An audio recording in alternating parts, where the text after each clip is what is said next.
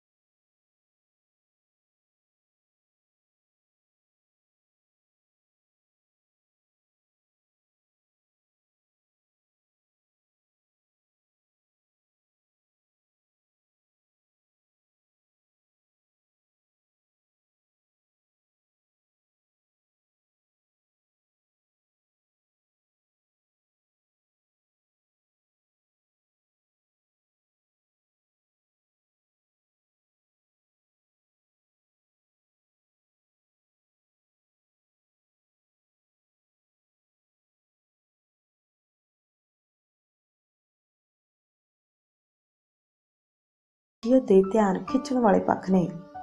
America ਵਿੱਚ ਕੋਈ ਵੀ ਬੁੱਢਾ ਨਹੀਂ ਅਖਵਾਉਂਦਾ। ਅਮਰੀਕਾ ਜਵਾਨਾਂ ਦਾ ਦੇਸ਼ ਹੈ। ਪੁਰਸ਼ਾਂ ਨੂੰ ਜਵਾਨ ਰੱਖਣ ਦਾ ਕੰਮ ਉੱਥੋਂ ਦੀਆਂ ਸੋਹਣੀਆਂ ਸੁਨੱਖੀਆਂ ਨਾਰੀਆਂ ਕਰਦੀਆਂ ਨੇ। ਇੱਕ ਸਟੋਰ ਵਿੱਚ ਘੁੰਮ ਰਿਹਾ ਸਾਂ ਕਿ ਆਪਣੀ ਮਾਂ ਨਾਲ ਜਾ ਰਹੇ ਬੱਚੇ ਨੇ ਮੈਨੂੰ ਵੇਖ ਕੇ ਚੀਖ ਮਾਰੀ ਅਤੇ ਮਾਂ ਦਾ ਧਿਆਨ ਖਿੱਚਦਿਆਂ ਕਿਹਾ, ਜਿੰਨ ਜਿੰਨ ਭੂਤ। ਉਸਨੇ ਸ਼ਾਇਦ ਤਸਵੀਰਾਂ ਵਾਲੀ ਕਿਸੇ ਕਿਤਾਬ ਵਿੱਚ ਕੋਈ ਪੱਗ ਵਾਲਾ ਦਿਓ ਜਾਂ ਜਿੰਨ ਭੂਤ ਵੇਖਿਆ ਹੋਵੇਗਾ। ਉਸਦੀ ਮਾਂ ਨੂੰ ਸੁੱਝ ਨਹੀਂ ਸੀ ਰਿਹਾ ਕਿ ਉਹ ਕੀ ਕਰੇ। ਉਸਨੇ ਆਪਣੇ ਬੱਚੇ ਨੂੰ ਸਮਝਾ ਬੁਝਾ ਕੇ ਮੇਰੇ ਕੋਲ ਲੈ ਆਂਦਾ। ਜਦੋਂ ਉਸ ਬੱਚੇ ਨੇ ਮੈਨੂੰ ਆਪਣੀ ਬੋਲੀ ਬੋਲਦਿਆਂ ਸੁਣਿਆ ਤਾਂ ਉਸਦਾ ਡਰ ਜਾਂਦਾ ਰਿਹਾ। ਉਹ ਇਸਤਰੀ ਆਪਣੇ ਬੱਚੇ ਵੱਲੋਂ ਮੈਨੂੰ ਜਿੰਨ ਕਹੇ ਜਾਣ ਉੱਤੇ ਮੁਆਫੀ ਮੰਗਦੀ ਰਹੀ। ਫਿਰ ਅਸਾਂ ਤਿੰਨਾਂ ਨੇ ਰਲ ਕੇ ਆਈਸਕ੍ਰੀਮ ਖਾਧੀ। ਇਵੇਂ ਹੀ ਡਿਜ਼ਨੀਲੈਂਡ ਵਿੱਚ ਘੁੰਮਦਿਆਂ ਇੱਕ ਬੱਚਾ ਮੇਰੇ ਕੋਲ ਆਇਆ ਅਤੇ ਮੇਰੀ ਪੱਗ ਵੇਖ ਕੇ ਕਹਿਣ ਲੱਗਾ, ਤੁਸੀਂ ਕਿਹੜੇ ਦੇਸ਼ ਦੇ ਰਾਜਾ ਹੋ? ਮੇਰੇ ਪੁੱਛਣ ਉੱਤੇ ਉਸਨੇ ਦੱਸਿਆ ਕਿ ਉਸਨੇ ਕਿਤਾਬ ਵਿੱਚ ਮੇਰੇ ਨਾਲ ਮਿਲਦੀ ਜੁਲਦੀ ਤਸਵੀਰ ਵੇਖੀ ਸੀ। ਉਸਨੇ ਮਿੰਨਤ ਕੀਤੀ ਕਿ ਮੈਂ ਉਸਦੇ ਨਾਲ ਚੱਲਾਂ ਤਾਂ ਕਿ ਉਹ ਆਪਣੀ ਮਾਂ ਨੂੰ ਵੀ ਰਾਜਾ ਦਿਖਾਵੇ। ਅਮਰੀਕਾ ਵਿੱਚ ਜਦੋਂ ਕੋਈ ਇਸਤਰੀ ਤੁਹਾਡੇ ਨਾਲ ਗੱਲ ਕਰਦੀ ਹੈ ਤਾਂ ਉਸਦੀ ਆਪਣਤ ਵੇਖ ਕੇ ਹੈਰਾਨੀ ਹੁੰਦੀ ਹੈ। ਉੱਥੇ ਨਿਝੱਕ ਹੋ ਕੇ ਹਲਕੇ ਫੁਲਕੇ ਮਖੌਲ ਕੀਤੇ ਜਾ ਸਕਦੇ ਨੇ। ਇੱਕ ਸਟੋਰ ਵਿੱਚ ਇੱਕ ਮੋਟੀ ਇਸਤਰੀ ਨੂੰ ਜਦੋਂ ਅਚਾਨਕ ਮੈਂ ਪੁੱਛ ਬੈਠਾ ਕਿ ਉਸਦੀ ਚੰਗੀ ਸਿਹਤ ਦਾ ਭੇਤ ਕੀ ਸੀ ਤਾਂ ਉਸਨੇ ਮੇਰੇ ਕੰਨਾਂ ਕੋਲ ਮੂੰਹ ਲਿਜਾ ਕੇ ਹੌਲੀ ਜਿਹੀ ਦੱਸਿਆ, ਮੈਂ ਸਦਾ ਖੁਸ਼ ਰਹਿੰਦੀ ਹਾਂ। ਕਿਉਂਕਿ ਮੈਂ ਭੇਤ ਪੁੱਛਿਆ ਸੀ, ਉਸਨੇ ਮੈਨੂੰ ਇੱਕ ਭੇਤ ਵਾਂਗ ਦੱਸਿਆ। ਸਾਡੇ ਦੇਸ਼ ਵਿੱਚ ਇਸਤਰੀ ਸਦਾ ਹੀ ਕਿਸੇ ਮਰਦ ਦੇ ਪਰਛਾਵੇਂ ਵਿੱਚ ਰਹਿੰਦੀ ਹੈ, ਪਰ ਅਮਰੀਕਾ ਵਿੱਚ ਉਹ ਕਈ ਖੇਤਰਾਂ 'ਚ ਪੁਰਸ਼ ਨਾਲੋਂ ਵੀ ਵਧੇਰੇ ਸੁਤੰਤਰ ਹੈ। ਆਪਣੀ ਸੁੰਦਰਤਾ ਨੂੰ ਉਸਨੇ ਆਪਣੀ ਯੋਗਤਾ ਬਣਾ ਲਿਆ ਹੈ। ਇੱਥੇ ਇਸਤਰੀ ਦੀ ਸਮੁੱਚੀ ਸਥਿਤੀ ਅਜਿਹੀ ਹੈ ਕਿ ਪੁੱਤਰ ਜਾਂ ਧੀ ਦਾ ਜਨਮ ਲੈਣਾ ਇੱਕੋ ਗੱਲ ਹੈ। ਉੱਥੇ ਕੋਈ ਪੁਰਸ਼ ਕਿਸੇ ਇਸਤਰੀ ਨਾਲ ਵਧੀਕੀ ਨਹੀਂ ਕਰਦਾ। ਮੈਂ ਲਿਖੇ ਬਿਨਾਂ ਨਹੀਂ ਰਹਿ ਸਕਦਾ ਕਿ ਆਪਣੇ ਦੇਸ਼ ਵਿੱਚ ਅਸੀਂ ਇਸਤਰੀ ਪੁਰਸ਼ ਦੇ ਆਪਸੀ ਵਿਹਾਰ ਵਿੱਚ ਅਜੇ ਸਲੀਕਾ ਅਤੇ ਸਾਵਾਂਪਣ ਨਹੀਂ ਲਿਆ ਸਕੇ। ਸਾਡੇ ਦੇਸ਼ ਵਿੱਚ ਪੁਰਸ਼ ਝੱਟ ਚਾਂਬਲ ਜਾਂਦੇ ਨੇ ਅਤੇ ਸਾਡੀਆਂ ਇਸਤਰੀਆਂ ਦੀਆਂ ਬਹੁਤੀਆਂ ਸ਼ਿਕਾਇਤਾਂ ਛੇੜੇ ਜਾਣ ਸੰਬੰਧੀ ਹੀ ਹੁੰਦੀਆਂ ਨੇ। ਪਤਾ ਨਹੀਂ ਕਿਉਂ ਸਾਡੇ ਪੁਰਸ਼ ਇਸਤਰੀ ਦੇ ਸਾਹਮਣੇ ਹੁੰਦਿਆਂ ਹੀ ਮੋਮ ਵਾਂਗ ਕਿਉਂ ਪਿਘਲ ਜਾਂਦੇ ਨੇ। ਇਸ ਦਾ ਕਾਰਨ ਸ਼ਾਇਦ ਸਾਡੇ ਦੇਸ਼ ਦਾ ਗਰਮ ਪੌਣ ਪਾਣੀ ਹੈ। ਅਮਰੀਕੀ ਇਸਤਰੀਆਂ ਵਿੱਚ ਜਿਹੜੀ ਗੱਲ ਮੈਨੂੰ ਵਿਸ਼ੇਸ਼ ਤੌਰ 'ਤੇ ਚੰਗੀ ਲੱਗੀ ਉਹ ਹੈ ਉਹਨਾਂ ਦੀ ਦੂਜਿਆਂ ਬਾਰੇ ਜਾਣਨ ਦੀ ਇੱਛਾ। ਕਈ ਥਾਈਂ ਮੇਰੇ ਤੋਂ ਆਪਣੇ ਦੇਸ਼ ਬਾਰੇ, ਧਰਮ ਬਾਰੇ, ਪੱਗ ਬਾਰੇ, ਕੜੇ ਬਾਰੇ, ਰਿਵਾਜ਼ਾਂ ਅਤੇ ਤਿਉਹਾਰਾਂ ਬਾਰੇ ਪੁੱਛਿਆ ਗਿਆ। ਇੱਕ ਸਟੋਰ ਵਿਚਲੀ ਇੱਕ ਇਸਤਰੀ ਨੇ ਤਾਂ ਇਤਨੀ ਦਿਲਚਸਪੀ ਵਿਖਾਈ ਕਿ ਉਹ ਮੇਰੇ ਤੋਂ ਪੱਗ ਬੰਨ੍ਹਣੀ ਸਿੱਖਣਾ ਚਾਹੁੰਦੀ ਸੀ। ਕੈਲੀਫੋਰਨੀਆ ਯੂਨੀਵਰਸਿਟੀ ਵਿੱਚ ਪੁੱਛਗਿੱਛ ਦੇ ਦਫ਼ਤਰ ਵਿੱਚ ਬੈਠੀ ਇੱਕ ਨੀਗਰੋ ਕੁੜੀ ਨੇ ਆਪਣੇ ਵਾਲਾਂ ਦੀਆਂ ਮੀਟੀਆਂ ਕੀਤੀਆਂ ਹੋਈਆਂ ਸਨ। ਜਦੋਂ ਮੈਂ ਮੀਡੀਆਂ ਬਾਰੇ ਜਾਣਨਾ ਚਾਹਿਆ ਤਾਂ ਉਸਨੇ ਮੈਨੂੰ ਸੱਦਾ ਦਿੱਤਾ ਕਿ ਮੈਂ ਉਸਦੇ ਘਰ ਆਵਾਂ ਅਤੇ ਉੱਥੇ ਉਹ ਮੇਰੇ ਸਾਹਮਣੇ ਆਪਣੀਆਂ ਮਿੱਟੀਆਂ ਬਣਾਵੇਗੀ। ਮੈਂ ਆਪਣੀ ਪਤਨੀ ਨੂੰ ਵੀ ਆਪਣੇ ਨਾਲ ਇਤਨਾ ਖੁੱਲ੍ਹ ਕੇ ਕਦੇ ਵਿਚਰਦਿਆਂ ਨਹੀਂ ਵੇਖਿਆ ਜਿਤਨਾ ਉੱਥੋਂ ਦੀਆਂ ਸਾਧਾਰਨ ਇਸਤਰੀਆਂ ਵਿਚਰਦੀਆਂ ਰਹੀਆਂ। ਉੱਥੋਂ ਦੀ ਯੂਨੀਵਰਸਿਟੀ ਵਿੱਚ ਭਾਂਤ-ਭਾਂਤ ਦੇ ਦੇਸ਼ਾਂ ਦੀਆਂ ਇਸਤਰੀਆਂ ਨਾਲ ਮਿਲਣ ਦਾ ਅਤੇ ਵਿਚਰਨ ਦਾ ਅਵਸਰ ਮਿਲਿਆ। ਸਾਹਮਣੀ ਥਾਈਂ ਮੈਂ ਹੀ ਸ਼ਰਮਾਉਂਦਾ ਰਿਹਾ। ਅਮਰੀਕਨ ਇਸਤਰੀਆਂ ਦੇ ਖੁੱਲ੍ਹੇ ਖੁਲਾਸੇ ਸੁਭਾਅ ਕਾਰਨ ਮੇਰੇ ਦਿਲ ਵਿੱਚ ਉਹਨਾਂ ਪ੍ਰਤੀ ਸਦਾ ਸਤਿਕਾਰ ਰਹੇਗਾ। ਸੁਭਾਵਿਕ ਹੀ ਅਮਰੀਕਾ ਦੀਆਂ ਚੁਸਤ, ਸੋਹਣੀਆਂ, ਸੁਨੱਖੀਆਂ ਅਤੇ ਮਿੱਠੀਆਂ ਇਸਤਰੀਆਂ ਨੂੰ ਵੇਖ ਕੇ ਆਪਣੇ ਦੇਸ਼ ਦੀ ਨਾਰੀ ਦਾ ਖਿਆਲ ਆਇਆ। ਜਦੋਂ ਤੱਕ ਭਾਰਤੀ ਨਾਰੀ ਦਾ ਲਿਬਾਸ ਚੁਸਤ ਨਹੀਂ ਹੁੰਦਾ ਅਤੇ ਜਦੋਂ ਤੱਕ ਉਹ ਹਰ ਖੇਤਰ ਵਿੱਚ ਪੁਰਸ਼ ਦੀ ਮਿਹਰਬਾਨੀ ਨਾਲ ਨਹੀਂ, ਆਪਣੀ ਯੋਗਤਾ ਨਾਲ ਪੂਰੀ ਨਹੀਂ ਉਤਰਦੀ, ਉਹ ਵਿਸ਼ਵ ਦੀ ਨਾਰੀ ਦੇ ਬਰਾਬਰ ਨਹੀਂ ਵਿਚਰ ਸਕਦੀ। ਸਾਡੇ ਦੇਸ਼ ਦੀ ਨਾਰੀ ਸੁੰਗੜੀ ਹੋਈ, ਝਿਜਕ ਅਤੇ ਸੰਕੋਚ ਦੀ ਮਾਰੀ, ਅਜਨਬੀਆਂ ਨੂੰ ਸ਼ੱਕ ਨਾਲ ਵੇਖਣ ਵਾਲੀ, ਢਿੱਲੇ ਕੱਪੜਿਆਂ ਵਿੱਚ ਬੰਨੀ ਹੋਈ, ਆਪਣੀ ਹੋਂਦ ਪ੍ਰਤੀ ਅਣਜਾਣ, ਪਰਛਾਵੇਂ ਵਾਂਗ ਪੁਰਸ਼ ਦੇ ਪਿੱਛੇ ਪਿੱਛੇ ਚੱਲਣ ਵਾਲੀ ਹੈ। ਅਸੀਂ ਆਪਣੇ ਦੇਸ਼ ਦੀ ਅੱਧੀ ਆਬਾਦੀ ਨੂੰ ਦੇਸ਼ ਦੇ ਨਿਰਮਾਣ ਵਿੱਚ ਕੋਈ ਰੋਲ ਨਿਭਾਉਣ ਨਹੀਂ ਦੇ ਰਹੇ। ਅਮਰੀਕਾ ਦਾ ਪ੍ਰਤੀਕ ਹੱਥ ਵਿੱਚ ਮਿਸਾਲ ਫੜੀ ਇੱਕ ਨਾਰੀ ਹੈ। ਉਹ ਨਾਰੀ ਸੁਤੰਤਰਤਾ ਅਤੇ ਗਿਆਨ ਦਾ ਪ੍ਰਤੀਕ ਹੈ। ਇੱਕ ਵਿਦਿਅਕ ਸੰਸਥਾ ਵਿੱਚ ਹੋਣ ਕਰਕੇ ਮੈਂ ਅਮਰੀਕਾ ਦੇ ਗਿਆਨ ਦੇ ਸਰੋਤ ਅਰਥਾਤ ਉੱਥੋਂ ਦੇ ਵਿਦਿਅਕ ਪ੍ਰਬੰਧ ਨੂੰ ਵੀ ਨੇੜਿਓਂ ਵੇਖਣਾ ਚਾਹੁੰਦਾ ਸਾਂ। ਇਸ ਉਦੇਸ਼ ਲਈ ਯੂਨੀਵਰਸਿਟੀਆਂ ਵਿੱਚ ਤਾਂ ਮੈਂ ਜਾਣਾ ਹੀ ਸੀ, ਮੈਂ ਉੱਥੋਂ ਦੇ ਸਕੂਲਾਂ ਵਿੱਚ ਵੀ ਗਿਆ। ਸਮੁੱਚੇ ਤੌਰ 'ਤੇ ਅਮਰੀਕਾ ਦਾ ਵਿਦਿਅਕ ਪ੍ਰਬੰਧ ਯੂਰਪ ਦੇ ਮੁਕਾਬਲੇ ਢਿੱਲਾ ਅਤੇ ਸੁਸਤ ਹੈ। ਅਮਰੀਕੀ ਸਰਕਾਰ ਅਤੇ ਸਮਾਜ ਵਿੱਦਿਆ ਦੇ ਡਿੱਗਦੇ ਮਿਆਰਾਂ ਕਾਰਨ ਚਿੰਤਤ ਨੇ। ਅਮਰੀਕਾ ਵਿੱਚ ਖੋਜ ਦਾ ਕੰਮ ਕਰਨ ਵਾਲੇ ਬਹੁਤੇ ਵਿਦੇਸ਼ੀ ਨੇ। ਅਮਰੀਕਾ ਵਿੱਚ ਪੜ੍ਹਾਈ ਦੇ ਦੋ ਪੱਧਰ ਨੇ, ਸਕੂਲ ਅਤੇ ਕਾਲਜ। ਸਕੂਲਾਂ ਵਿੱਚ ਜਿਤਨੇ ਵਿਦਿਆਰਥੀ ਦਾਖਲ ਹੁੰਦੇ ਨੇ ਉਹਨਾਂ ਵਿੱਚੋਂ ਅੱਧ ਨਾਲੋਂ ਵੀ ਵੱਧ ਆਪਣੀ 12 ਵਰ੍ਹਿਆਂ ਦੀ ਪੜ੍ਹਾਈ ਨੂੰ ਵਿੱਚ ਛੱਡ ਦਿੰਦੇ ਨੇ ਅਤੇ ਜਿਹੜੇ ਪੂਰੀ ਕਰਦੇ ਨੇ ਉਹਨਾਂ ਵਿੱਚੋਂ 5% ਵੀ ਕਾਲਜ ਜਾਂ ਯੂਨੀਵਰਸਿਟੀ ਦੀ ਪੜ੍ਹਾਈ ਨਹੀਂ ਕਰਦੇ। ਅਮਰੀਕੀ ਸਕੂਲਾਂ ਵਿੱਚ ਸਾਡੇ ਦੇਸ਼ ਵਾਂਗ ਹੀ 3 ਭਾਸ਼ਾਵਾਂ ਪੜ੍ਹਨੀਆਂ ਪੈਂਦੀਆਂ ਨੇ। ਅੰਗਰੇਜ਼ੀ ਤਾਂ ਸਭ ਨੇ ਪੜ੍ਹਨੀ ਹੀ ਹੈ, ਦੂਜੀ ਭਾਸ਼ਾ ਯੂਰਪੀਅਨ ਹੁੰਦੀ ਹੈ ਜਿਹੜੀ ਵਧੇਰੇ ਕਰਕੇ ਸਪੈਨਿਸ਼ ਹੀ ਹੁੰਦੀ ਹੈ ਅਤੇ ਤੀਜੀ ਭਾਸ਼ਾ ਯੂਨਾਨੀ, ਲਾਤੀਨੀ ਜਾਂ ਹੀਬਰੂ ਹੁੰਦੀ ਹੈ। ਅਮਰੀਕਨ ਲੋਕ ਵਿਆਕਰਨਕ ਨਿਯਮਾਂ ਅਨੁਸਾਰ ਨਾ ਬੋਲਣਾ ਜਾਣਦੇ ਨੇ ਨਾ ਲਿਖਣਾ। ਉਹ ਭਾਸ਼ਾ ਨੂੰ ਤੋੜ ਮਰੋੜ ਕੇ ਆਪਣਾ ਕੰਮ ਚਲਾਉਂਦੇ ਨੇ। ਸਮੁੱਚੇ ਤੌਰ 'ਤੇ ਅਮਰੀਕਨ ਸੌਖੀ ਭਾਸ਼ਾ ਬੋਲਦੇ ਨੇ, ਪਰ ਉਹਨਾਂ ਦਾ ਉਚਾਰਨ ਵਿਦੇਸ਼ੀਆਂ ਨੂੰ ਜਲਦੀ ਸਮਝ ਨਹੀਂ ਆਉਂਦਾ। ਭਾਵੇਂ ਕਾਲੇ ਅਤੇ ਗੋਰੇ ਵਿਦਿਆਰਥੀਆਂ ਵਿਚਕਾਰ ਭੇਦਭਾਵ ਨਾ ਕਰਨ ਦੇ ਦਾਅਵੇ ਕੀਤੇ ਜਾਂਦੇ ਨੇ, ਪਰ ਭੇਦਭਾਵ ਪ੍ਰਤੱਖ ਹੈ ਅਤੇ ਇਹ ਜੀਵਨ ਦੇ ਹਰ ਖੇਤਰ ਵਿੱਚ ਵਿਦਮਾਨ ਹੈ। ਏਸ਼ੀਅਨ ਲੋਕਾਂ ਨਾਲ ਵੀ ਭੇਦਭਾਵ ਹੁੰਦਾ ਹੈ। ਉਂਝ ਤਾਂ ਅਮਰੀਕਾ ਸਾਰਾ ਹੀ ਪ੍ਰਵਾਸੀਆਂ ਦਾ ਦੇਸ਼ ਹੈ, ਪਰ ਗੋਰੇ, ਐਂਗਲੋ ਸੈਕਸ਼ਨ, ਪ੍ਰੋਟੈਸਟੈਂਟਾਂ ਤੋਂ ਇਲਾਵਾ ਬਾਕੀ ਸਾਰੇ ਲੋਕ ਆਪਣੇ ਆਪ ਨੂੰ ਵਿਦੇਸ਼ੀ ਸਮਝਦੇ ਨੇ ਅਤੇ ਕਈ ਪੀੜ੍ਹੀਆਂ ਗੁਜ਼ਰ ਜਾਣ ਦੇ ਬਾਵਜੂਦ ਵੀ ਉਹਨਾਂ ਦੀ ਆਪਣੇ ਨਾਨਕੇ ਦੇਸ਼ ਨਾਲ ਸਾਂਝ ਨਹੀਂ ਟੁੱਟਦੀ। ਇਸ ਪੱਖ ਤੋਂ ਮੈਨੂੰ ਅਮਰੀਕਾ ਸੰਸਾਰ ਦੀ ਰਾਜਧਾਨੀ ਪ੍ਰਤੀਤ ਹੋਇਆ। ਸਕੂਲਾਂ ਅਤੇ ਯੂਨੀਵਰਸਿਟੀਆਂ ਵਿੱਚ ਏਸ਼ੀਅਨ ਵਿਦਿਆਰਥੀਆਂ ਦੀ ਭਰਮਾਰ ਹੈ ਅਤੇ ਉਹ ਆਪਣੇ ਗੂੜ੍ਹੇ ਅਤੇ ਪੱਕੇ ਪਰਿਵਾਰਕ ਜੀਵਨ ਕਾਰਨ ਮਿਹਨਤੀ ਨੇ ਅਤੇ ਪੜ੍ਹਾਈ ਵਿੱਚ ਅੱਗੇ ਨੇ। ਵਿੱਦਿਆ ਦੇ ਖੇਤਰ ਵਿੱਚ ਉਹਨਾਂ ਨਾਲ ਪ੍ਰਤੱਖ ਵਿਤਕਰਾ ਹੁੰਦਾ ਹੈ। ਉਦਾਹਰਨ ਵਜੋਂ ਬਹੁਤੇ ਭਾਰਤੀ ਮਾਪੇ ਆਪਣੇ ਬੱਚਿਆਂ ਨੂੰ ਡਾਕਟਰ, ਇੰਜੀਨੀਅਰ ਬਣਾਉਣਾ ਚਾਹੁੰਦੇ ਨੇ ਅਤੇ ਉਹਨਾਂ ਵਿੱਚ ਬਣਨ ਦੀ ਸਮਰੱਥਾ ਵੀ ਹੈ।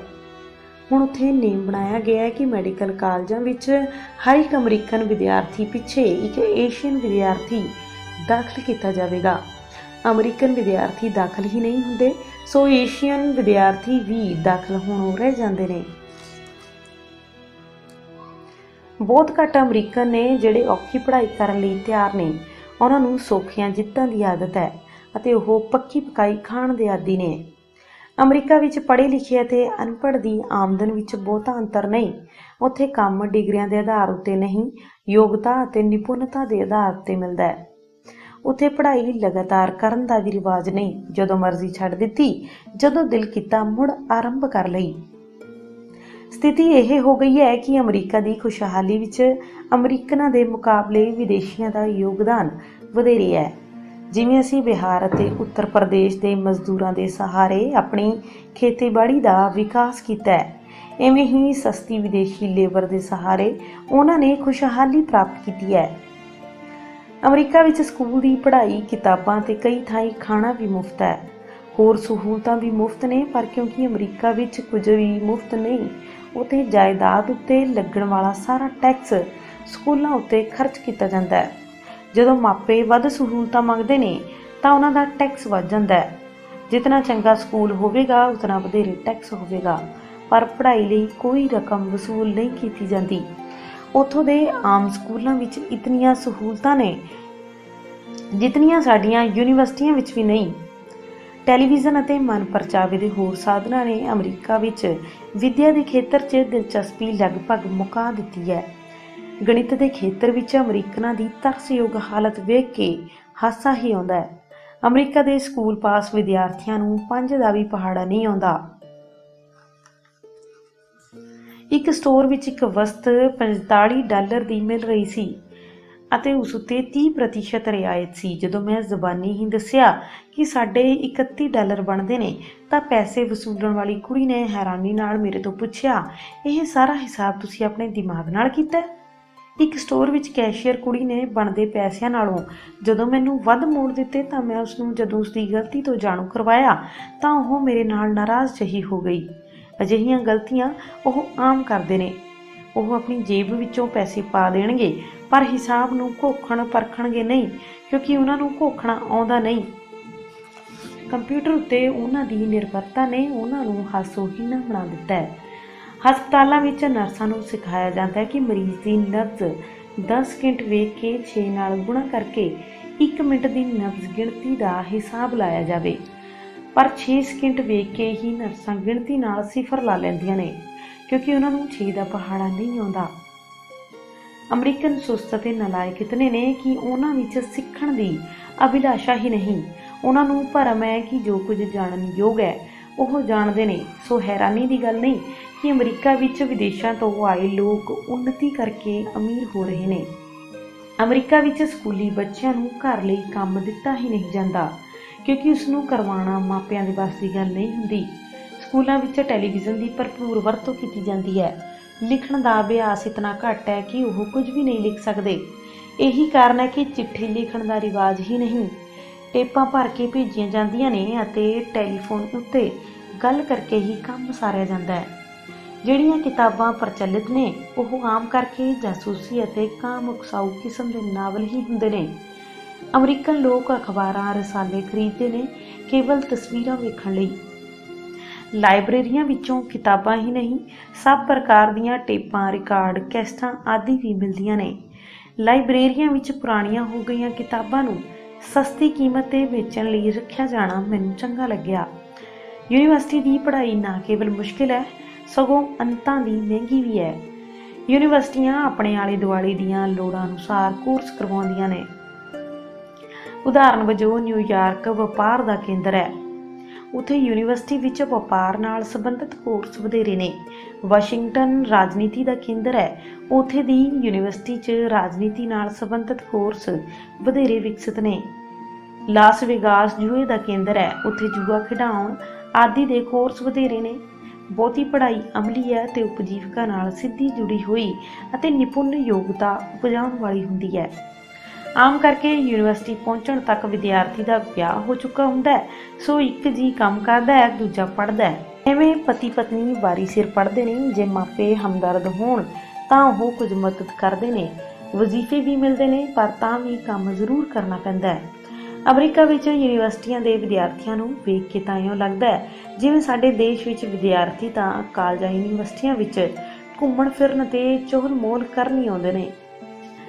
ਅਮਰੀਕੀ ਗਿਰਜਿਆਂ ਦੇ ਮੁਕਾਬਲੇ ਉਹਨਾਂ ਦੀਆਂ ਲਾਇਬ੍ਰੇਰੀਆਂ ਵਿੱਚ ਵਧੇਰੇ ਭੀੜ ਹੁੰਦੀ ਹੈ। ਉੱਥੇ ਪੜ੍ਹਾਈ ਬੜੀ ਮਿਹਨਤ ਮੰਗਦੀ ਹੈ। ਮੇਰੇ ਉੱਥੇ ਹੁੰਦਿਆਂ ਇੱਕ ਪ੍ਰੋਫੈਸਰ ਨੇ 600 ਪੰਨਿਆਂ ਦੀ ਇੱਕ ਕਿਤਾਬ ਇੱਕ ਵਿਦਿਆਰਥੀ ਨੂੰ ਦਿੰਦਿਆਂ ਕਿਹਾ ਕਿ ਇਸ ਨੂੰ ਪੜ੍ਹ ਕੇ ਕੱਲ੍ਹ ਇਸ ਉੱਤੇ ਲੇਖ ਲਿਖ ਕੇ ਲਿਆਉਣਾ। ਵਿਦਿਆਰਥੀ ਨੇ ਕਿਹਾ ਇਸ ਨੂੰ ਪੜ੍ਹਨ ਲਈ ਹੀ 2 ਦਿਨ ਚਾਹੀਦੇ ਨੇ। ਉੱਤਰ ਮਿਲਿਆ ਤਾਂ ਫਿਰ ਤੁਸੀਂ ਆਪਣੇ ਦੇਸ਼ ਵਾਪਸ ਪਰਤ ਜਾਓ। ਉੱਥੇ ਯੂਨੀਵਰਸਿਟੀ ਵਿੱਚ ਪੜ੍ਹਨਾ ਅਤੇ ਲਾਪਰਵਾਹ ਹੋਣਾ ਸੰਭਵ ਹੀ ਨਹੀਂ। ਕੈਲੀਫੋਰਨੀਆ ਯੂਨੀਵਰਸਿਟੀ ਵਿੱਚ ਪੜ੍ਹਾਈ ਦੇ ਕੰਮ ਦੇ ਬੋਝ ਥੱਲੇ ਦੱਬੇ ਅਤੇ ਸਹਿਮੇ ਹੋਏ ਵਿਦਿਆਰਥੀ ਅਜੇ ਵੀ ਮੇਰੀਆਂ ਅੱਖਾਂ ਅੱਗੇ ਆਉਂਦੇ ਰਹਿੰਦੇ ਨੇ। ਉੱਥੋਂ ਦੀਆਂ ਲਾਇਬ੍ਰੇਰੀਆਂ ਵਿੱਚ ਕਿਸੇ ਨੂੰ ਵੇਖ ਕੇ ਤੁਸੀਂ ਨਹੀਂ ਦੱਸ ਸਕਦੇ ਕਿ ਕਿਹੜਾ ਪ੍ਰੋਫੈਸਰ ਹੈ ਅਤੇ ਕਿਹੜਾ ਵਿਦਿਆਰਥੀ, ਕਿਉਂਕਿ ਉੱਥੇ ਹਰ ਉਮਰ ਦੇ ਵਿਦਿਆਰਥੀ ਅਤੇ ਹਰ ਪ੍ਰਕਾਰ ਦੇ ਪ੍ਰੋਫੈਸਰ ਮਿਲ ਜਾਣਗੇ। ਅਮਰੀਕਨ ਸਕੂਲਾਂ ਵਿੱਚ ਅਤੇ ਵਿਸ਼ੇਸ਼ ਕਰਕੇ ਯੂਨੀਵਰਸਿਟੀਆਂ ਵਿੱਚ ਵਾਤਾਵਰਨ ਬੜਾ ਆਜ਼ਾਦ ਅਤੇ ਰਚਨਾਤਮਕ ਹੈ। ਜੋ ਕੁਝ ਕਰਨਾ ਚਾਹੁੰਦੇ ਹੋ ਕਰੋ, ਸਭ ਸਹੂਲਤਾਂ ਖਿੜੇ ਮੱਥੇ ਦਿੱਤੀਆਂ ਜਾਣਗੀਆਂ। ਬਹੁਤੇ ਲੋਕ ਸ਼ਾਮ ਦੇ ਕੋਰਸਾਂ ਵਿੱਚ ਪੜ੍ਹਦੇ ਨੇ। ਪੜ੍ਹਾਈ ਘੰਟਿਆਂ ਦੇ ਹਿਸਾਬ ਹੁੰਦੀ ਹੈ ਅਤੇ ਪੜ੍ਹਾਈ ਦਾ ਅਰਥ ਪੜ੍ਹਾਈ ਹੈ। 60 ਘੰਟੇ ਦਾ ਕੋਰਸ 60 ਘੰਟੇ ਵਿੱਚ ਹੀ ਹੋਵੇਗਾ। ਤੁਸੀਂ ਭਾਵੇਂ 1 ਮਹੀਨੇ ਵਿੱਚ ਪੂਰਾ ਕਰੋ, ਭਾਵੇਂ 6 ਮਹੀਨੇ ਵਿੱਚ। ਪੜ੍ਹਾਈ ਵਾਂਗ ਹੀ ਸੱਭਿਆਚਾਰਕ ਪ੍ਰੋਗਰਾਮਾਂ ਦੀ ਭਰਮਾਰ ਹੈ। ਨਿਊਯਾਰਕ ਯੂਨੀਵਰਸਿਟੀ ਤਾਂ ਪੂਰਾ ਸ਼ਹਿਰ ਹੈ, ਜਿੱਥੇ 5000 ਪੱਕੇ ਪ੍ਰੋਫੈਸਰ ਅਤੇ 5000 ਮਹਿਮਾਨ ਪ੍ਰੋਫੈਸਰ ਨੇ। ਵਿਦਿਆਰਥੀਆਂ ਦੀ ਗਿਣਤੀ ਦਾ ਸ਼ੁਮਾਰ ਹੀ ਨਹੀਂ, ਦਿਨ ਰਾਤ ਮੇਲੇ ਵਾਲਾ ਵਾਤਾਵਰਨ ਹੁੰਦਾ ਹੈ। ਮੈਂ ਜਾਣਨਾ ਚਾਹੁੰਦਾ ਸਾਂ ਕਿ ਅਮਰੀਕਾ ਦੀ ਖੁਸ਼ਹਾਲੀ ਵਿੱਚ ਉੱਥੋਂ ਦੀਆਂ ਵਿਦਿਅਕ ਸੰਸਥਾਵਾਂ ਦਾ ਕੀ ਰੋਲ ਹੈ। ਉੱਥੇ ਰਵਾਇਤੀ ਪੜ੍ਹਾਈ ਦਾ ਮਹੱਤਵ ਬਹੁਤ ਘਟ ਗਿਆ ਹੈ, ਪਰ ਅਮਲੀ ਪੜ੍ਹਾਈ ਅਤੇ ਕੋਰਸਾਂ ਦਾ ਮਹੱਤਵ ਵੱਧ ਗਿਆ ਹੈ। ਮੈਂ ਇਹ ਵੀ ਅਨੁਭਵ ਕੀਤਾ ਕਿ ਉਹਨਾਂ ਦੀ ਅਮੀਰੀ ਉਹਨਾਂ ਦੇ ਸਭ ਦੋਸ਼ ਢੱਕ ਲੈਂਦੀ ਹੈ, ਜਦੋਂ ਕਿ ਸਾਡੀ ਗਰੀਬੀ ਕਾਰਨ ਸਾਡੇ ਗੁਣ ਵੀ ਦੋਸ਼ ਬਣ ਜਾਂਦੇ ਨੇ। ਹਰੇਕ ਭਾਰਤੀ ਵਿਦਿਆਰਥੀ ਔਸਤ ਅਮਰੀਕੀ ਵਿਦਿਆਰਥੀ ਨਾਲੋਂ ਵਧੇਰੇ ਚੇਤਨ, ਜ਼ਿੰਮੇਵਾਰ ਅਤੇ ਮਿਹਨਤੀ ਹੈ। ਉੱਥੇ ਕੰਮ ਦੇ ਅਥਾਹ ਮੌਕੇ ਘੁੱਗੂਆਂ ਨੂੰ ਵੀ ਵਿਸ਼ੇਸ਼ੱਗ ਬਣਾ ਦਿੰਦੇ ਨੇ, ਜਦੋਂ ਕਿ ਸਾਡੇ ਦੇਸ਼ ਵਿੱਚ ਕਿਸੇ ਵਿਰਲੇ ਨੂੰ ਹੀ ਆਪਣੀ ਯੋਗਤਾ ਵਿਖਾਉਣ ਦਾ ਅਵਸਰ ਮਿਲਦਾ ਹੈ। ਅਮਰੀਕਾ ਦੀ ਉੱਨਤੀ 'ਚ ਵਿਗਿਆਨ ਦੀ ਸਿੱਖਿਆ ਫੈਸਲਾਕੁੰਨ ਰੋਲ ਨਿਭਾ ਰਹੀ ਹੈ। ਉੱਥੇ ਵਿਗਿਆਨ ਦਾ ਬੋਲਬਾਲਾ ਹੈ। ਉਹ ਚੰਦਰਮਾ ਉੱਤੇ ਪਹੁੰਚ ਗਏ ਨੇ ਅਤੇ ਅਸੀਂ ਚੰਦਰਮਾ ਦੀ ਦੂਜ, ਤੀਜ ਅਤੇ ਪੰਚਮੀ ਨੂੰ ਮੱਥੇ ਟੇਕ ਰਹੇ ਅਤੇ ਕੁੰਭ ਸਮੇਂ ਇਸ਼ਨਾਨ ਕਰ ਰਹੇ ਹਾਂ। ਉਹਨਾਂ ਸਾਹਮਣੇ ਜੀਵਨ ਦਾ ਉਦੇਸ਼ ਜ਼ਿੰਦਗੀ ਨੂੰ ਮਾਣਨਾ ਹੈ, ਜਦੋਂ ਕਿ ਸਾਡਾ ਜ਼ੋਰ ਵਰਤ ਰੱਖ ਕੇ ਤੀਰਥਾਂ ਉੱਤੇ ਇਸ਼ਨਾਨ ਕਰਕੇ ਮੁਕਤੀ ਪ੍ਰਾਪਤ ਕਰਨਾ ਹੈ। ਉਹ ਸੋਚ ਨੂੰ ਤਿੱਖਾ ਕਰਨ ਦੇ ਨਵੇਂ-ਨਵੇਂ ਢੰਗ ਤਰੀਕੇ ਲੱਭ ਰਹੇ ਨੇ। ਅਸੀਂ ਅੱਜ ਵੀ ਕਰਾਮਾਤਾਂ ਅਤੇ ਸੂਰਜ ਗ੍ਰਹਿਣ ਦੀਆਂ ਕਹਾਣੀਆਂ ਨਾਲ ਭਰਮਾਏ ਜਾ ਰਹੇ ਹਾਂ।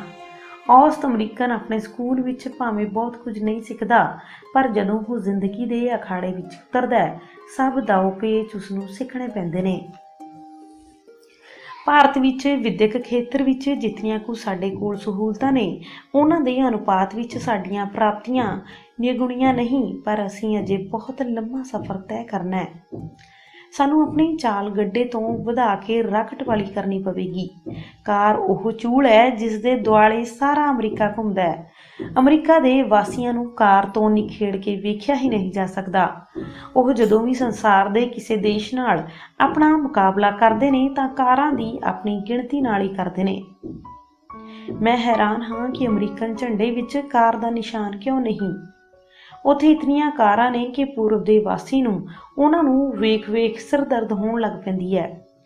20ਵੀਂ ਸਦੀ ਦੇ ਆਰੰਭ ਵਿੱਚ ਰੇਲ ਕੰਪਨੀਆਂ ਨੇ ਮੁਸਾਫਰਾਂ ਲਈ ਸਹੂਲਤਾਂ ਦੇ ਪੱਖੋਂ ਜਦੋਂ ਲਾਪਰਵਾਹੀ ਵਰਤੀ ਤਾਂ ਕਾਰ ਹਰਮਨ ਪਿਆਰੀ ਹੋ ਗਈ ਅਤੇ ਰੇਲ ਗੱਡੀ ਦੇ ਮੁਕਾਬਲੇ ਆਣ ਖਲੋਤੀ।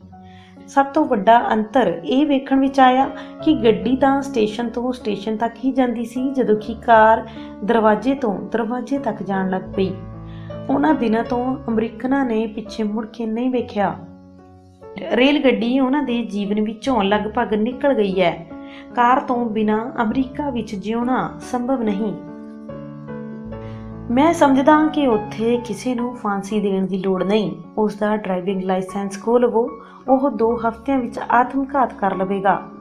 ਅਮਰੀਕਾ ਵਿੱਚ ਫਾਸਲੇ ਬਹੁਤ ਲੰਮੇ ਨੇ, ਤੁਰ ਕੇ ਤਾਂ ਸਬਜ਼ੀ ਵੀ ਨਹੀਂ ਲਿਆਂਦੀ ਜਾ ਸਕਦੀ। ਅਮਰੀਕਾ ਦਾ ਵਾਸੀ ਹਰ ਮਜਬੂਰੀ ਨਾਲ ਸਮਝੌਤਾ ਕਰ ਸਕਦਾ ਹੈ, ਪਰ ਜੇ ਉਹ ਕਾਰ ਵੀ ਹੋਣਾ ਹੈ ਤਾਂ ਸਮਝੋ ਉਹ ਬਹੁਤਾ ਚਿਰ ਤੁਹਾਨੂੰ ਵਿਖਾਈ ਨਹੀਂ ਦੇਵੇਗਾ। ਕਾਰ ਅਮਰੀਕਨ ਆਰਥਿਕਤਾ ਦਾ ਧੁਰ ਹੈ। ਕਾਰ ਦੇ ਸਹਾਰੇ ਹੀ ਉੱਥੇ ਨਵੇਂ ਸ਼ਹਿਰ, ਸੈਰ ਸਪਾਟੇ ਦੇ ਸਥਾਨ, ਹੋਟਲ, ਨਵੇਂ ਧੰਦੇ ਤੇ ਸ਼ਾਹਮਾਰਗ ਹੋਂਦ ਵਿੱਚ ਆਏ ਨੇ। ਸਾਡੇ ਦੇਸ਼ ਵਿੱਚ ਕੰਪਿਊਟਰ, ਟੈਲੀਵਿਜ਼ਨ ਅਤੇ ਟੈਲੀਫੋਨ ਨੂੰ ਸਾਡੀ ਆਰਥਿਕਤਾ ਦਾ ਧੁਰਾ ਬਣਾਉਣ ਦਾ ਯਤਨ ਕੀਤਾ ਜਾ ਰਿਹਾ ਹੈ ਅਤੇ ਇਹਨਾਂ ਕਾਰਨ ਹੀ ਹੁਣ ਸਾਡੇ ਜੀਵਨ ਦੇ ਸਭ ਖੇਤਰਾਂ 'ਚ ਤਬਦੀਲੀ ਵਾਪਰ ਰਹੀ ਹੈ।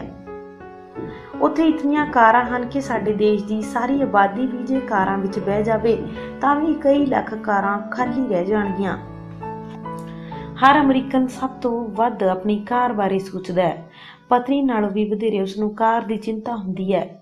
ਦੁਨੀਆ ਦੀ ਹਰ ਕਾਰ ਤੁਹਾਨੂੰ ਅਮਰੀਕਾ ਦੀਆਂ ਸੜਕਾਂ ਉੱਤੇ ਦੌੜਦੀ ਵਿਖਾਈ ਦੇਵੇਗੀ। ਜਦੋਂ ਮੈਂ ਉੱਥੇ ਸੋਹਣੀਆਂ ਕਾਰਾਂ ਵੇਖੀਆਂ ਤਾਂ ਆਪਣੀ ਪਤਨੀ ਨੂੰ ਚਿੱਠੀ ਲਿਖੀ ਕਿ ਉਹ ਮੇਰੀ ਕਾਰ ਨੂੰ ਕਿਸੇ ਟੋਭੇ ਵਿੱਚ ਸੁੱਟਵਾ ਦੇਵੇ। ਉਹ ਕਾਰਾਂ ਵੇਖ ਕੇ ਮੈਨੂੰ ਆਪਣੀ ਕਾਰ ਚਲਾਉਣ ਵੇਲੇ ਬੜੀ ਸ਼ਰਮ ਆਉਂਦੀ ਹੈ। ਅਸੀਂ ਆਪਣੀ ਗਰੀਬੀ ਕਾਰਨ ਆਪਣੀਆਂ ਛੋਟੀਆਂ ਕਾਰਾਂ ਤੇ ਬਹੁਤ ਅਧਿਕ ਮਾਣ ਕਰਦੇ ਹਾਂ। ਅਮਰੀਕਾ ਦੀਆਂ ਕਾਰਾਂ ਵਿਚਲੀਆਂ ਸਹੂਲਤਾਂ ਦੇ ਮੁਕਾਬਲੇ ਸਾਡੀ ਕਾਰਾਂ ਲੋਹੇ ਦੇ ਭਾਰੇ ਤਖਤਪੋਸ਼ ਹੀ ਨੇ, ਪਰ ਹੁਣ ਸਥਿਤੀ ਬਦਲ ਰਹੀ ਹੈ। ਅਮਰੀਕਾ ਵਿੱਚ ਬਣਨ ਵਾਲੀਆਂ ਕਾਰਾਂ ਸੁੱਖ ਅਤੇ ਆਰਾਮ ਦੇ ਪੱਖੋਂ ਪ੍ਰਸਿੱਧ ਨੇ। ਜਾਪਾਨੀ ਕਾਰਾਂ ਬਹੁਤੀਆਂ ਹੰਢਣਸਾਰ ਨਹੀਂ, ਪਰ ਸਸਤੀਆਂ ਹੋਣ ਕਰਕੇ ਵਿਕਦੀਆਂ ਨੇ। ਅਮਰੀਕਨ ਤਾਂ ਜਰਮਨ ਕਾਰਾਂ ਵਾਸਤੇ ਤਾਂਘਦੇ ਨੇ। ਜਰਮਨ ਕਾਰਾਂ ਆਪਣੀ ਵਧੀਆ ਕਾਰੀਗਰੀ ਅਤੇ ਮਜ਼ਬੂਤੀ ਕਰਕੇ ਪ੍ਰਸਿੱਧ ਨੇ ਅਤੇ ਜਰਮਨ ਕਾਰ ਵਿੱਚ ਬੈਠਾ ਵਿਅਕਤੀ ਆਪਣੇ ਆਪ ਨੂੰ ਸੁਰੱਖਿਅਤ ਮਹਿਸੂਸ ਕਰਦਾ ਹੈ।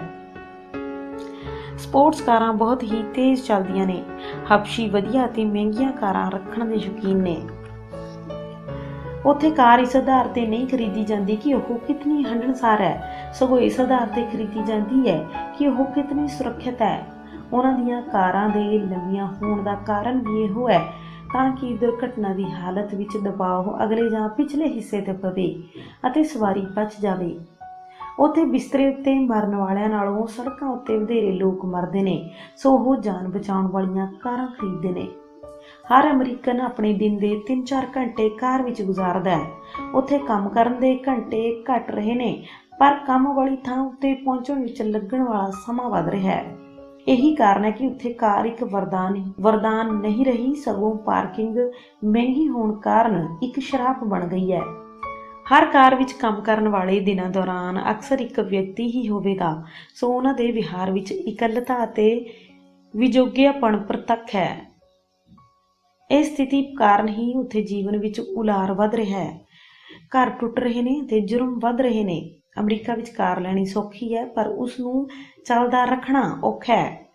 ਕਾਰ ਦੇ ਭਾਂਤ-ਭਾਂਤ ਦੇ ਬੀਮੇ, ਕਿਸ਼ਤਾਂ ਆਦਿ ਅਮਰੀਕਾ ਦੀ 80% ਆਬਾਦੀ ਦੀ ਕਮਾਈ ਦਾ 1/3 ਖਾ ਜਾਂਦੀਆਂ ਨੇ। ਆਮਦਨ ਦਾ 1/3 ਮਕਾਨ ਦੇ ਬੀਮੇ, ਕਿਸ਼ਤਾਂ ਆਦਿ ਵਿੱਚ ਲੱਗ ਜਾਂਦਾ ਹੈ। ਬਹੁਤੇ ਅਮਰੀਕਨ ਥੋੜ੍ਹੇ ਹੀ ਰਹਿੰਦੇ ਨੇ ਅਤੇ ਹਰ ਇੱਕ ਅਮਰੀਕਨ ਮੱਥੇ ਤੱਕ ਕਰਜ਼ੇ ਵਿੱਚ ਡੁੱਬਿਆ ਹੋਇਆ ਹੈ। ਉੱਥੇ ਬੱਚਤ ਦੀ ਬਹੁਤੀ ਆਦਤ ਨਹੀਂ। ਇਹੀ ਇੱਕ ਕਾਰਨ ਹੈ ਕਿ ਉੱਥੇ ਕੋਈ ਵੀ ਵਿਹਲਾ ਰਹਿਣਾ ਗਵਾਰਾ ਨਹੀਂ ਕਰ ਸਕਦਾ। ਜਿਹੜਾ ਵੀ ਕੰਮ ਮਿਲੇ ਉਹ ਕਰਨ ਲਈ ਤਿਆਰ ਹੋ ਜਾਂਦੇ ਨੇ। ਅਮਰੀਕਾ ਵਿੱਚ ਵਸਦੇ ਭਾਰਤੀ ਉੱਥੇ ਵੀ ਬੱਚਤ ਦੀ ਆਪਣੀ ਆਦਤ ਕਾਰਨ ਪੈਸੇ ਦੇ ਪੱਖੋਂ ਨਿਸ਼ਚਿੰਤ ਨੇ ਅਤੇ ਉਹਨਾਂ ਕੋਲ ਵਧੀਆ ਅਤੇ ਨਵੀਆਂ ਕਾਰਾਂ ਨੇ। ਪਰ ਜਦੋਂ ਉਹਨਾਂ ਦੀ ਸੰਤਾਨ ਅਮਰੀਕਨ ਜੀਵਨ ਵਾਲੀ ਖੁੱਲ੍ਹ ਮੰਗਦੀ ਅਤੇ ਮਾਣਦੀ ਹੈ ਤਾਂ ਮਾਪੇ ਕੰਬ ਜਾਂਦੇ ਨੇ। ਇਹ ਧੀਆਂ ਪੁੱਤਰ ਜਦੋਂ ਆਪਣੀ ਪਸੰਦ ਦੀ ਨਵੀਂ ਅਤੇ ਵੱਖਰੀ ਕਾਰ ਮੰਗਦੇ ਨੇ ਤਾਂ ਇਹ ਉਹਨਾਂ ਵੱਲੋਂ ਆਜ਼ਾਦੀ ਦਾ ਐਲਾਨ ਹੁੰਦਾ ਹੈ। ਇੱਕ ਅਜਿਹਾ ਸਮਾਂ ਅਵੱਸ਼ ਆਉਂਦਾ ਹੈ ਜਦੋਂ ਹਰ ਭਾਰਤੀ ਨਿਰਾਸ਼ ਹੋ ਜਾਂਦਾ ਹੈ, ਪਰ ਭਾਰਤੀ ਜੀਵਨ ਵਿਚਲੀ ਗਰੀਬੀ ਨੂੰ ਯਾਦ ਕਰਕੇ ਉਹ ਆਪਣੇ ਦਿਲ ਨੂੰ ਧਰਵਾਸ ਦਿੰਦਾ ਹੈ।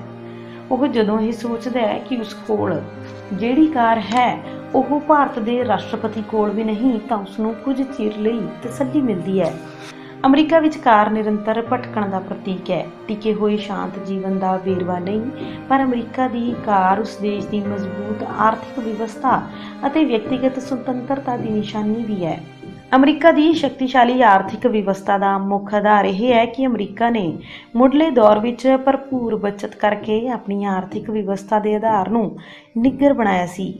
ਅਮਰੀਕਾ ਨੇ ਇਤਨੀ ਪੂੰਜੀ ਉਪਜਾ ਲਈ ਹੈ ਕਿ ਉਸੇ ਦੀ ਆਮਦਨ ਤੇ ਮੌਜਾਂ ਮਾਣ ਰਿਹਾ ਹੈ।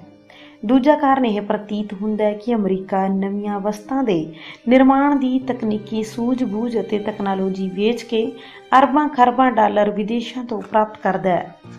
ਅਮਰੀਕਾ ਆਪਣੀ ਸ਼ਕਤੀ ਆਮ ਸਧਾਰਨ ਵਸਤਾਂ ਬਣਾਉਣ ਉੱਤੇ ਖਰਚ ਨਹੀਂ ਕਰਦਾ। ਉਹ ਮਹਿੰਗੀਆਂ ਅਤੇ ਝਟਪਟ ਵਿਕਣ ਵਾਲੀਆਂ ਵਸਤਾਂ, ਮਸ਼ੀਨਾਂ, ਔਜ਼ਾਰ, ਕੰਪਿਊਟਰ ਆਦਿ ਬਣਾਉਂਦਾ ਹੈ। ਅਮਰੀਕਾ ਨੇ ਇਤਨੇ ਤਕਨੀਕੀ ਭੇਤ ਸਾਂਭੇ ਹੋਏ ਨੇ ਕਿ ਉਹਨਾਂ ਨੂੰ ਵੇਚ-ਵੇਚ ਕੇ ਉਹ 2 ਸਦੀਆਂ ਆਪਣੀ ਮੋਹਰੀ ਸਥਿਤੀ ਨੂੰ ਬਣਾਈ ਰੱਖ ਸਕਦਾ ਹੈ।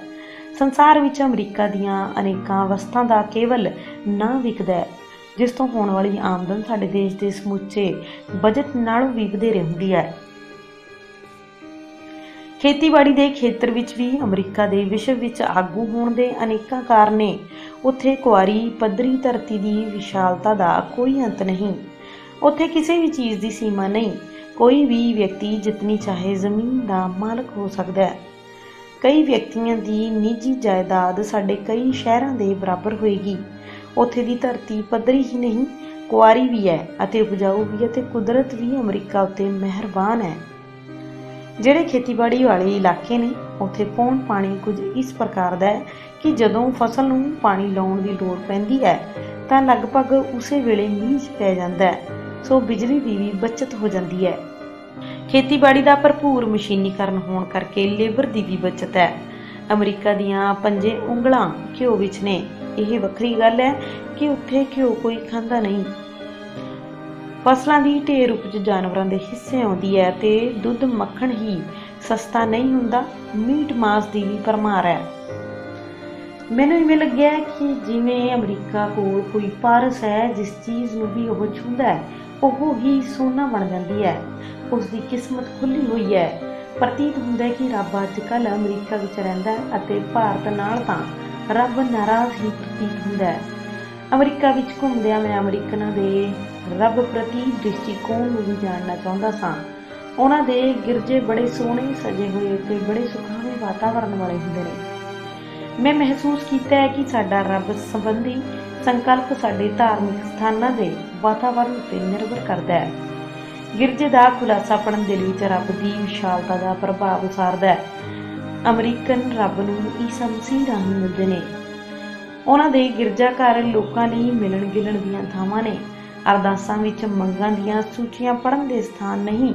ਉਹਨਾਂ ਦਾ ਧਰਮ ਪ੍ਰਤੀ ਦ੍ਰਿਸ਼ਟੀਕੋਣ ਅੰਧ ਵਿਸ਼ਵਾਸੀ ਹੀ ਹੈ, ਪਰ ਉਹਨਾਂ ਦਾ ਰੱਬ ਨਾਲ ਰਿਸ਼ਤਾ ਉਸੇ ਪ੍ਰਕਾਰ ਦਾ ਹੈ ਜਿਹੋ ਜਿਹਾ ਸਾਡੇ ਦੇਸ਼ ਵਿੱਚ ਬੱਚੇ ਦਾ ਆਪਣੇ ਪੜਦਾਦੇ ਨਾਲ ਹੁੰਦਾ ਹੈ। ਮੈਂ ਵੇਖਿਆ ਕਿ ਅਸੀਂ ਭਾਰਤੀ ਮੌਤ ਨੂੰ ਵਧੇਰੇ ਸਹਿਜ ਨਾਲ ਸਵੀਕਾਰ ਕਰਦੇ ਹਾਂ, ਅਰਥਾਤ ਅਸੀਂ ਮੌਤ ਤੋਂ ਡਰਦੇ ਨਹੀਂ, ਪਰ ਜਦੋਂ ਕੋਈ ਮਰ ਜਾਵੇ ਤਾਂ ਅਸੀਂ ਬਹੁਤ ਅਧਿਕ ਰੋਂਦੇ ਅਤੇ ਲੰਮਾ ਅਰਸਾ ਵਿਰਲਾਪ ਕਰਦੇ ਹਾਂ। ਈਸਾਈ ਜਗਤ ਵਿੱਚ ਇਸ ਦੇ ਉਲਟ ਹੈ। ਉਹ ਮਰਨ ਤੋਂ ਅਰਥਾਤ ਮੌਤ ਤੋਂ ਬੜਾ ਡਰਦੇ ਨੇ, ਪਰ ਜਦੋਂ ਕੋਈ ਮਰ ਜਾਵੇ ਤਾਂ ਸਾਡੇ ਵਾਂਗ ਉਹ ਰੋਂਦੇ ਪਿੱਟਦੇ ਨਹੀਂ, ਸਗੋਂ ਸ਼ਾਂਤ, ਚੁੱਪ ਅਤੇ ਗੰਭੀਰ ਹੋ ਜਾਂਦੇ ਨੇ। ਉਹ ਜਦੋਂ ਮੁਰਦੇ ਨੂੰ ਦਫਨਾਉਣ ਲਈ ਲੈ ਕੇ ਜਾਂਦੇ ਨੇ ਤਾਂ ਪੂਰੇ ਗੰਭੀਰ ਲਿਬਾਸ ਵਿੱਚ ਜਾਂਦੇ ਨੇ। ਉਹ ਮੁਰਦੇ ਨੂੰ ਵਿਦਾ ਕਰਦੇ ਨੇ। ਅਸੀਂ ਮੁਰਦੇ ਤੋਂ ਵਿਛੜਦੇ ਹਾਂ ਅਸੀਂ ਸਵਰਗ ਤਾਂ ਸਾਰੇ ਜਾਣਾ ਚਾਹੁੰਦੇ ਹਾਂ, ਪਰ ਮਰਨ ਲਈ ਕੋਈ ਤਿਆਰ ਨਹੀਂ। ਅਸੀਂ ਸਵਰਗ ਦੇ ਸੁਪਨੇ ਵੇਖਦੇ ਹਾਂ, ਉਹ ਇੱਥੇ ਹੀ ਸਵਰਗ ਮਾਣਦੇ ਨੇ। ਅਸੀਂ ਕਿਸੇ ਦੇ ਮਰ ਜਾਣ 'ਤੇ ਨਾ ਕੇਵਲ ਬਹੁਤ ਅਧਿਕ ਵਿਰਲਾਪ ਕਰਦੇ ਹਾਂ, ਸਗੋਂ ਰੱਬ ਨੂੰ ਕੋਸਦੇ ਵੀ ਹਾਂ। ਇੱਥੇ ਮੈਂ ਉਹਨਾਂ ਦੇ ਵਿਹਾਰ ਦੀ ਇੱਕ ਉਦਾਹਰਨ ਦੇਣੀ ਚਾਹੁੰਦਾ। ਜਿੱਥੇ ਮੈਂ ਰਹਿ ਰਿਹਾ ਸਾਂ, ਉੱਥੇ ਗੁਆਂਢ ਵਿੱਚ ਇੱਕ ਇਸਤਰੀ ਦਾ ਇਕਲੌਤਾ ਪੁੱਤਰ 13 ਸਾਲ ਦੀ ਉਮਰ ਵਿੱਚ ਚੱਲ ਵਸਿਆ। ਮੈਂ ਉਸ ਇਸਤਰੀ ਨੂੰ ਕਹਿੰਦੇ ਹੋਏ ਸੁਣਿਆ, ਹੇ ਯੀਸ਼ੂ ਮਸੀਹ, ਮੈਂ ਤੁਹਾਡੀ ਸ਼ੁਕਰਗੁਜ਼ਾਰ ਹਾਂ ਕਿ ਤੁਸੀਂ ਮੈਨੂੰ 13 ਸਾਲ ਆਪਣੇ ਬੇਟੇ ਨੂੰ ਪਿਆਰ ਕਰਨ ਦਾ ਅਵਸਰ ਦਿੱਤਾ ਅਤੇ ਆਪਣੇ ਬੇਟੇ ਦੇ ਪਿਆਰ ਨੂੰ ਮਾਣਨ ਦੀ ਮੌਜ ਦਿੱਤੀ। ਯੀਸ਼ੂ ਮਸੀਹ, ਮੈਂ ਤੁਹਾਡੀ ਮਿਹਰਬਾਨੀ ਲਈ ਧੰਨਵਾਦ ਕਰਦੀ ਹਾਂ। ਅਮਰੀਕਾ ਵਿੱਚ ਕਿਸੇ ਨੇ ਆਪਣੇ ਘਰ ਵਿੱਚ ਗਿਰਜਾ ਨਹੀਂ ਬਣਾਇਆ ਹੋਇਆ। ਉਹ ਵੀ ਕਈ ਗੱਲਾਂ ਸੰਬੰਧੀ ਅੰਧ ਵਿਸ਼ਵਾਸੀ ਨੇ, ਪਰ ਉਹ ਕਿਸੇ ਨਾਲ ਧਾਰਮਿਕ ਬਹਿਸ ਨਹੀਂ ਕਰਦੇ। ਉਹਨਾਂ ਵਿੱਚ ਈਸਾ ਮਸੀਹ ਦੀ ਨਿੰਦਾ ਸੁਣਨ ਦੀ ਵੀ ਦਲੇਰੀ ਹੈ। ਉਹ ਬਹੁਤ ਘੱਟ ਚੀਜ਼ਾਂ ਜਾਂ ਵਿਚਾਰਾਂ ਪ੍ਰਤੀ ਕੱਟੜ ਨੇ। ਉੱਥੇ ਚਰਚ ਵਿੱਚ ਚੰਦਾ ਦੇਣਾ ਪੈਂਦਾ ਹੈ ਅਤੇ ਵੱਖ-ਵੱਖ ਚਰਚ ਆਪਣੀ ਮੈਂਬਰਸ਼ਿਪ ਵਧਾਉਣ ਲਈ ਇਸ਼ਤਿਹਾਰ ਵੀ ਦਿੰਦੇ ਨੇ। ਹਰ ਕਿਸੇ ਨੂੰ ਕੇਵਲ ਆਪਣੇ ਧਰਮ ਵਿੱਚੋਂ ਹੀ ਨਿੱਘ ਮਿਲਦਾ ਹੈ, ਸੋ ਉਹਨਾਂ ਦਾ ਧਰਮ ਉਹਨਾਂ ਨੂੰ ਨਿੱਘ ਦਿੰਦਾ ਹੋਵੇਗਾ। ਮੇਰੇ ਲਈ ਉਹਨਾਂ ਦੇ ਗਿਰਜਾਘਰ ਸੋਹਣੀ ਇਮਾਰਤ ਸਾਜ਼ੀ ਦੇ ਨਮੂਨੇ ਸਨ ਅਤੇ ਮੈਂ ਇਸੇ ਆਧਾਰ ਉੱਤੇ ਉਹਨਾਂ ਵਿੱਚ ਦਿਲਚਸਪੀ ਲੈਂਦਾ ਰਿਹਾ। ਅਮਰੀਕਾ ਵਿੱਚ ਸਭ ਧਰਮਾਂ ਦੇ ਧਾਰਮਿਕ ਸਥਾਨ ਨੇ, ਬੋਧੀਆਂ ਦੇ, ਜੈਨੀਆਂ ਦੇ, ਹਿੰਦੂਆਂ ਦੇ, ਸਿੱਖਾਂ ਦੇ, ਮੁਸਲਮਾਨਾਂ ਦੇ ਅਤੇ ਦੁਨੀਆ ਭਰ ਦੇ ਹੋਰ ਧਰਮਾਂ ਦੇ। ਉੱਥੇ ਹਰ ਧਰਮ ਨੂੰ ਆਪਣਾ ਝੰਡਾ ਜਾਂ ਨਿਸ਼ਾਨ ਚਲਾਉਣ ਦਾ ਅਧਿਕਾਰ ਹੈ, ਪਰ ਨਾਲ ਅਮਰੀਕੀ ਝੰਡਾ ਚਲਾਉਣਾ ਪਵੇਗਾ ਅਤੇ ਅਮਰੀਕੀ ਝੰਡਾ ਉਚੇਰਾ ਰੱਖਣਾ ਪਵੇਗਾ। ਭਾਰਤ ਵਿੱਚ ਅਜਿਹਾ ਕਰਨ ਲਈ ਕਿਹਾ ਜਾਵੇ ਤਾਂ ਵਿਰੋਧ ਕਰਨ ਲਈ ਮੋਰਚੇ ਲੱਗ ਜਾਣਗੇ। ਇਸੇ ਕਾਨੂੰਨ ਕਾਰਨ ਗੁਰਦੁਆਰਿਆਂ ਦੇ ਬਾਹਰ ਕੇਸਰੀ ਨਿਸ਼ਾਨ ਸਾਹਿਬ ਲਾਉਣ ਦੀ ਥਾਂ ਗੁਰਦੁਆਰੇ ਦੇ ਅੰਦਰ ਛੱਤ ਦੇ ਥੱਲੇ ਛੱਤ ਜਿਤਨਾ ਉੱਚਾ ਨਿਸ਼ਾਨ ਸਾਹਿਬ ਲਾਉਣ ਦਾ ਰਿਵਾਜ ਹੈ। ਸੰਸਾਰ ਭਰ ਦੇ ਯੋਗੀ, ਸਾਧ, ਸੰਤ, ਗੁਰੂ ਅਮਰੀਕਾ ਵਿੱਚ ਆਪਣੇ ਸ਼ਰਧਾਲੂਆਂ ਨੂੰ ਉਪਦੇਸ਼ ਦੇਣ ਜਾਂਦੇ ਨੇ, ਪਰ ਉਹਨਾਂ ਵਿੱਚੋਂ ਬਹੁਤੇ ਉੱਥੇ ਹੀ ਟਿਕ ਜਾਂਦੇ ਨੇ ਅਤੇ ਸ਼ਰਧਾਲੂਆਂ ਨਾਲੋਂ ਵੀ ਵਧੇਰੇ ਭੋਗੀ ਅਤੇ ਲੋਭੀ ਬਣ ਜਾਂਦੇ ਨੇ। ਅਮਰੀਕਾ ਵਿੱਚ ਸਮਾਧੀ ਲਾਉਣੀ ਸੰਭਵ ਨਹੀਂ, ਕਿਉਂਕਿ ਅਮਰੀਕਾ ਦੀਆਂ ਮੇਨਕਾਵਾਂ ਤੋਂ ਨਿਰਲੇਪ ਰਹਿਣਾ ਹਰ ਕਿਸੇ ਦੇ ਵੱਸ ਦੀ ਗੱਲ ਨਹੀਂ। ਅਮਰੀਕਨ ਖੁਸ਼ਕ ਫਲਸਫੇ ਸੁਣਨ ਜਾਂ ਮੁੰਡਨ ਕਰਵਾਉਣ ਜਾਂ ਵਰਤ ਰੱਖਣ ਜਾਂ ਇਸਤਰੀ ਤੋਂ ਦੂਰ ਰਹਿਣ ਦੇ ਆਦੀ ਨਹੀਂ। ਇਹੀ ਕਾਰਨ ਹੈ ਕਿ ਜਿਹੜੇ ਇੱਧਰ ਸੰਨਿਆਸ ਦਾ ਪ੍ਰਚਾਰ ਕਰਦੇ ਨੇ, ਉੱਧਰ ਉਹ ਭੋਗ ਵਿਲਾਸੀ, ਯੋਗ ਆਸਣ ਦੱਸਣ ਅਤੇ ਸਿਖਾਉਣ ਅਤੇ ਮਾਣਨ ਵਿੱਚ ਨਿਪੁੰਨ ਹੋ ਨਿਬੜਦੇ ਨੇ। ਅਮਰੀਕਾ ਨੇ ਪਾਪ ਪੁੰਨ ਦਾ ਫਲਸਫਾ ਬਹੁਤ ਚਿਰ ਪਹਿਲਾਂ ਹੀ ਤਿਆਗ ਦਿੱਤਾ ਸੀ। ਹੁਣ ਤਾਂ ਅਮਰੀਕਾ ਖੁੱਲ੍ਹ ਕੇ ਜੀਵਨ ਜਾਣਨ ਵਿੱਚ ਰੁੱਝਿਆ ਹੋਇਆ ਹੈ। ਜੇ ਉੱਥੇ ਤੁਸੀਂ ਕਿਸੇ ਥਾਂ 100 ਇਸਤਰੀਆਂ ਪੁਰਸ਼ਾਂ ਨੂੰ ਇਕੱਠੇ ਹੋਏ ਵੇਖੋ ਤਾਂ ਤੁਹਾਨੂੰ ਹਰ ਵਿਅਕਤੀ ਵੱਖਰੀ ਭਾਂਤ ਦਾ ਅਜੂਬਾ ਵਿਖਾਈ ਦੇਗਾ। ਜਿਹੜੀ ਗੱਲ ਭਾਰਤੀਆਂ ਨੂੰ ਉੱਥੇ ਹੈਰਾਨ ਕਰਦੀ ਹੈ, ਉਹ ਇਹ ਹੈ ਕਿ ਕੋਈ ਕਿਸੇ ਦੀ ਪਰਵਾਹ ਨਹੀਂ ਕਰਦਾ। ਜਿਵੇਂ ਜਿਸ ਨੂੰ ਠੀਕ ਲੱਗਦਾ ਹੈ, ਉਵੇਂ ਹੀ ਕਰਦਾ ਹੈ।